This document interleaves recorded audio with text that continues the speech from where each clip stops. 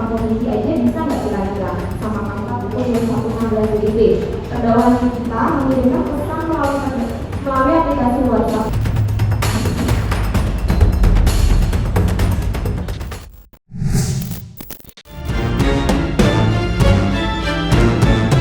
Artis Nikita Mirzani hari ini jalani sidang perdana atas kasus dugaan pemerasan yang dilaporkan oleh pengusaha skincare Dr. Reza Gladys.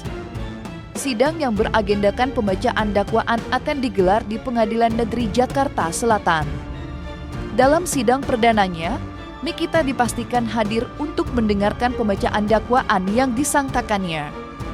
Nikita tidak sendiri, asistennya, Ismail, juga akan dihadirkan dalam persidangan dengan agenda yang sama. Sementara itu, kuasa hukum Nikita, Fahmi Bahmid, tidak gentar dan akan menyampaikan sikapnya secara resmi usai pembacaan dakwaan terhadap Nikita. Sementara itu, kuasa hukum Reza Gladys Julianus Sembiring meledek pihak-pihak yang berseberangan untuk membuka telinganya lebar-lebar saat sidang pembacaan dakwaan. Dan seperti apa detik-detik sidang perdana atas terdakwa Nikita Mirzani? Niki, apa kabar? Selamat pagi, Kak. Gimana, Kak, sehat? Baik, Gimana, Kak, persiapan persidangan udah siap, Kak? Siap. Mendengar dakwaannya nanti. Siap. Adalah pembacaan dakwaan. Artinya pembacaan dakwaan itu adalah hal yang paling penting dalam proses hukum, di mana begitu dakwaan dibacakan, disitulah mulai bergulir proses hukum terhadap terdakwa Nikita Mirzani dan terdakwa Ismail Marzuki. Apakah ada hal-hal yang akan saya sampaikan secara hukum? Pasti nanti akan saya sampaikan secara resmi pada persidangan Selasa setelah jaksa penuntut umum menyampaikan adanya surat dakwaan, ya. Jadi dakwaan dibacakan, nanti dakwaan itu ditanyakan kepada terdakwa Nikita dan Ismail bagaimana tanggapannya. Setelah itu diberikan kepada saya sebagai kuasa hukumnya untuk menyatakan apakah mengajukan eksepsi atau tidak. Saya pasti akan mengajukan eksepsi. Eksepsi itu Anda akan dengarkan pada sidang berikutnya. Yang jelas kita lihat besok pagi dakwaannya seperti apa. Di situ nanti kalau memang dakwaannya ada hal-hal yang saya anggap luar biasa, saya pasti akan menyampaikan sesuatu besok. Bagi saya, karena ini persoalan hukum, saya nggak berani saat ini menyampaikan apapun juga. Jadi biar aja besok bergulir, setelah itu akan saya sampaikan. Dihadirkan semua terdakwa, diwajibkan hadir di persidangan supaya dia bisa mendengarkan pembacaan surat dakwaan di hadapan majelis hakim seperti itu. Kan dia kan tahanan, jadi tahanan dari pengadilan kan dititipkan di rutan Pondok Bambu, nanti yang jemput biasanya adalah jaksa penuntut umum. Persiapan kami, Bang, kami berdoa. Ya, kami berdoa kepada Tuhan, ya, agar dalam pembacaan dakwaan nantinya seluruh kuping yang hadir nanti dalam persidangan mendengar. Kedua, agar otak dari semua nanti yang hadir dalam persidangan cerdas, ya. Ketiga, menyimpulkan secara objektif, ya. Karena apa? Karena kami yakin dan percaya dakwaan dari jaksa penuntut umum akan mengungkapkan adanya pemerasan dan dugaan pidana TPPU. Dan kami juga yakin ada pihak-pihak lain yang terlibat dalam pembacaan dakwaan itu. Pemerasan itu tidak ada, dan camkan, tidak ada pemerasan.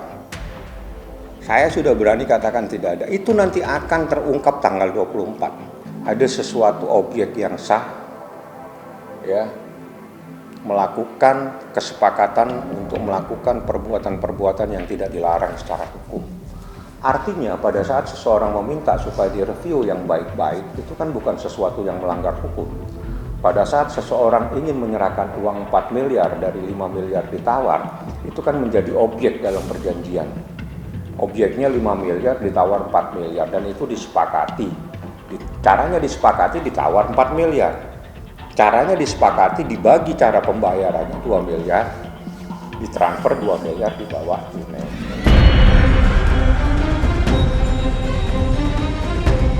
Adu barang bukti sakti antara dua pengacara Nikita dan Reza Gladys sudah panas sebelum sidang digelar. Ya, Julianus dan Fahmi Bahmid kerap saling sindir satu sama lain.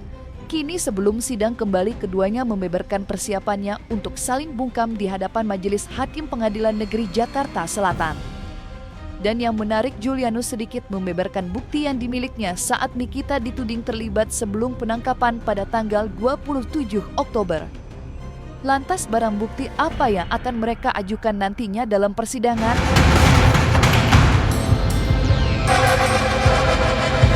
Tipis-tipis saja Bang.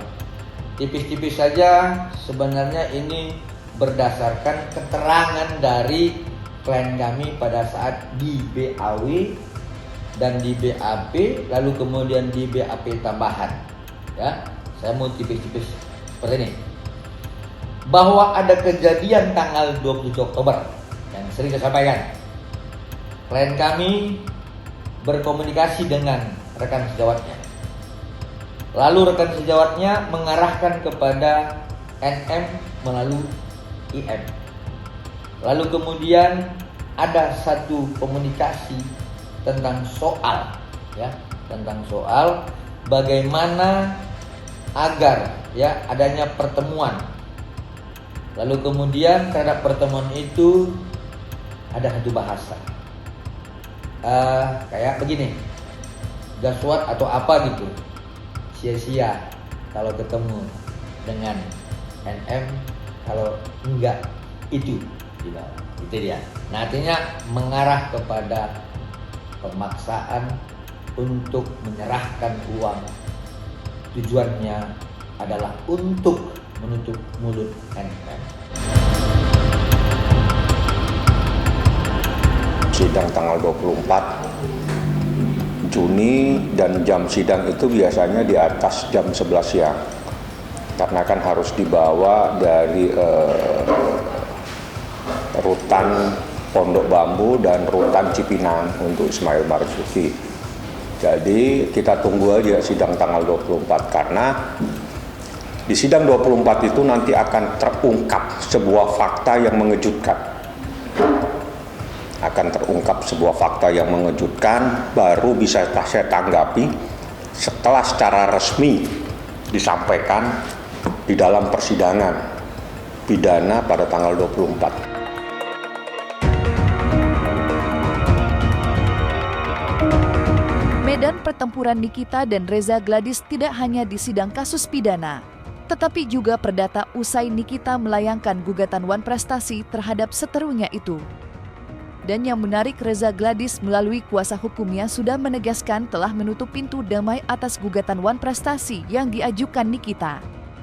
Tidak berhenti di situ, upaya menyeret Reza Gladys ke pusaran kasus terus diupayakan kubu Nikita melalui kuasa hukumnya, yang belum lama ini melaporkan Reza ke Polda Metro Jaya atas dugaan pelanggaran Undang-Undang Kesehatan dan Konsumen.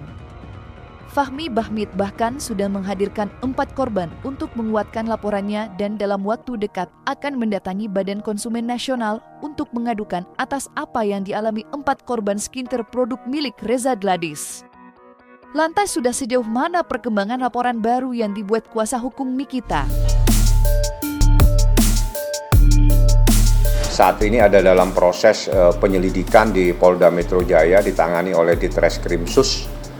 Dan tahapannya biar berproses seperti apa yang harus dilaksanakan oleh penyelidik. Jadi korbannya adalah konsumen, ya, konsumen 4 orang. Gugatan itu kan terhadap akibat ditahannya saudari NM dimulai di kepolisian, di kejaksaan, dan sekarang di pengadilan. Nah, jadi kalau gugatannya terhadap ditahannya saudari NM itu, kemudian kami digugat diminta bayar 100 miliar, ini kan salah alamat, Pak. Ya kalau memang dari NM sendiri yang menginginkan seperti itu, sudah pasti klien kami ini akan menutup pintu perdamaian. Di saat seseorang mengajukan gugatan, itu mustahil orang yang menggugat tiba-tiba itu minta damai. Itu mustahil. Ya, itu logika hukum. Aneh kalau seseorang yang mengajukan gugatan tiba-tiba mengajukan damai. Ya kalau mengajukan damai cabut aja, selesai, ngapain gugat orang. Jadi mustahil nih kita minta damai. Ya, itu yang dikarenani kita yang menggugat. Nah, logika hukum ini penting. Di Krimsus Polda Metro Jaya, ya, saya tantang siapapun ya yang misalkan ya selalu mencari-cari kesalahan klien kami, buktikan. Ya, sebenarnya begini, seharusnya dicek dulu ke Badan POM terhadap 6 produk klien kami itu. Benar nggak punya izin edar atau tidak? Seperti itu. Kemudian Badan POM akan melakukan cek dan recheck, lalu kalau ditemukan adanya penyalahgunaan tentang izin edar karena melanggar 138 Junto 435 Undang-Undang 17 tahun 2003, laporkan ke pihak kepolisian. Nah, ini kan kembali. Tapi nggak apa-apa. Saya yakin dan percaya, ya, pihak dari penyelidik akan melakukan compare terhadap Badan POM terhadap dokumen yang kami serahkan, ya, tentang 6 produk yang dilaporkan itu. Kalau memang benar dokumen kami tersebut dan diakui oleh Badan POM, hati-hati yang lapor. Ya itu urusan pembuktian. Semua orang pasti akan membela diri. Tapi membela diri itu membela pada yang sebenarnya. Karena yang saya laporkan kan itu Undang-Undang Perlindungan Konsumen. Bukan hanya Undang-Undang Kesehatan. Korbannya 4 orang, korbannya sudah diperiksa, sudah menyerahkan bukti, sudah menyerahkan skincare, sudah menyerahkan bukti pembelian, sudah jelaskan bagaimana saat itu live untuk jualan. Udah lengkap. Tujuannya apa? Agar kita harus jelas dan terang benderang apakah yang dilaporkan itu benar apa adanya. Tapi kalau tidak benar, ya kami akan melakukan sebuah perbuatan hukum untuk melindungi kedudukan hukum klien kami.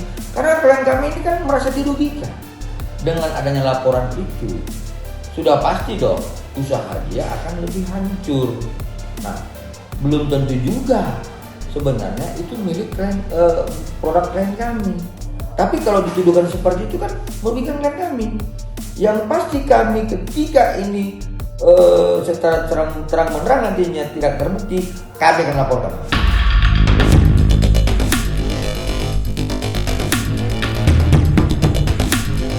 Sidang perdana atas terdakwa Nikita Mirzani dan asisten pribadinya Ismail yang disangkakan dugaan pemersaan akan menjadi krusial. Bagaimana tidak, 2 rekan Nikita, Dr. Oki dan Doktif yang sebelumnya juga sudah dilaporkan, kembali namanya ramai menjadi perbincangan usai dituding ikut terlibat pemerasan. Julianus Sembiring bahkan menyebut mereka sebagai sindikat dan terus-menerus meminta kepolisian menetapkan tersangka untuk Dr. Oki dan Doktis yang sekarang masih bebas melenggang. Lantas akankah kali ini kedua nama tersebut akan ikut terseret dalam sidang perdana Nikita? Pesan untuk Bang Anus, jangan memaksa-maksa Doktif untuk terkait dengan kasus yang saat ini lagi menimpa Teh Nikita dengan Mail, ya. Jadi kalau misalnya penyidik tidak bisa menemukan kaitannya, ya sudah, jangan dipaksa-paksa, kan seperti itu. Tapi Anda selalu memaksa, kenapa kok tidak masuk, kenapa kok tidak diambil lagi keterangannya. Ya memang gak ada hubungan, apalagi yang mau diambil, ya. Jadi Doktif juga ingin katakan kepada Bang Anus untuk hati-hati, karena Anda sama aja seperti Anda mendikte penyidik. Harusnya Anda nih yang mengacak ke diri Anda sendiri. Siapa yang mendikte penyidik, ya? Siapa yang punya kekuatan, merasa punya kekuatan lebih? Kok bisa mendikte penyidik? Kami tetap berharap, ya. Kami tetap berharap bahwa peristiwa hukum antara tanggal 27 Oktober, 13 November, 14 November, dan 27 November itu harus dikaitkan. Ya, artinya kami tetap berpendapat itu sebenarnya tidak boleh hanya 2 tersangka, ya. Itu pendapat saya ya sebagai seorang advokat ya. Dalam hal ini untuk mempertahankan kepentingan dan hak klien kami. Itu diatur dalam undang-undang advokat dan dituangkan dalam surat kuasa. Pertemuan, oh iya betul, pertemuan Doktif. Kenapa kok yang 3 kali mereka ingin bertemu Doktif tidak pernah dibahas? Jadi mereka yang ingin menemui Doktif mengunjungi ke rumah Doktif berkali-kali. Kenapa itu tidak pernah dibahas? Ya, jadi itu yang sebenarnya ini adalah suatu jalan cerita, bukan hanya tiba-tiba Doktif mengajak mereka ketemu, itu tidak seperti itu. Ceritanya mereka yang mengejar Doktif, mereka yang ingin menemui Doktif, mereka yang ingin mengirim titipan ke Doktif, intinya seperti itu. Bagi saya usut, ya, peradilan harus bisa memberi ruang dan mengejar, terutama JPU, untuk meminta pertanggungjawaban siapa-siapa yang terkait dengan kasus ini. Dan Nikita Mirzani harus berani bersuara agar terungkap. Jangan mau, mohon maaf ini dalam tanda kutip, ya pasang badan. Karena itu akan merugikan Anda sendiri. Kalau Anda bercerita bahwa ada aktor lain, maka kita meyakini justru itu akan membuat Anda, Nikita akan semakin terbelenggu oleh keadaan.